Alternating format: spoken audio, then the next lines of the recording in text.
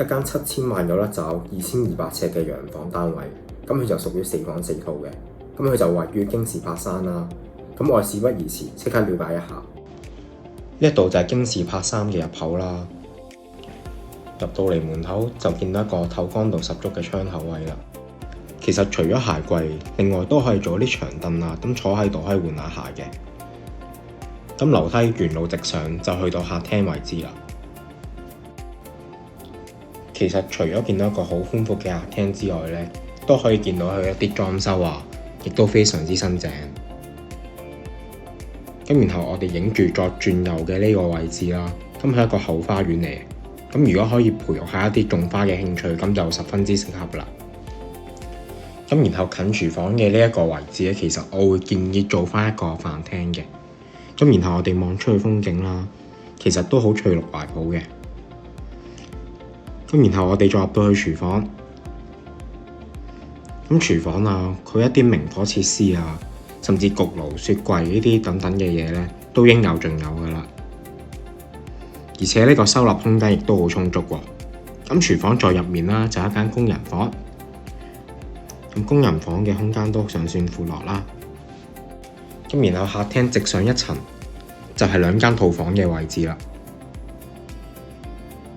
咁其實2間套房嘅空間咧都非常之闊落嘅。咁我哋就睇咗右手邊嗰間先。咁佢度除咗啲收納空間啦，咁而且咧可以見到佢個透光度亦都十足喎。咁其實即使放部電視啊，放張大床3邊落床，亦都冇問題喎。其實咧有一個咁大嘅空間咧，私隱度就真係非常之高嘅，簡直係屬於一個自己嘅小天地。咁然後喺度入去洗手間，有2個洗手盆嘅設計，同埋一個企缸。咁其實咧洗手間嘅空間亦都非常之大。咁然後第2間房啦。咁同樣地都係一個好闊落嘅窗口位置，咁都係翠綠懷抱嘅。咁而且佢足夠放一啲書桌啊、大床等等。今日套房洗手間同樣係一個企缸設計，一啲圓鏡啦。咁洗手台呢啲都會有一啲雲石嘅，咁都係一啲好高級嘅材料啦。因為係再上一層，同樣都係2間套房。咁首先上去右手邊嘅呢一間，咁做一個3邊落床啦，同一個好廣闊嘅窗口。咁呢度同樣係一個企缸嘅設計。然後我哋去2樓嘅第2間套房啦，亦都係最後一間。呢一間套房呢，咁業主就採用咗一個比較少女風格少少嘅設計。而且一個好大嘅衣櫃，收納空間十足，咁就十分之適合一啲鍾意打扮嘅女士啦。咁望返窗口嘅位置啦，同樣都係十分之翠綠懷抱。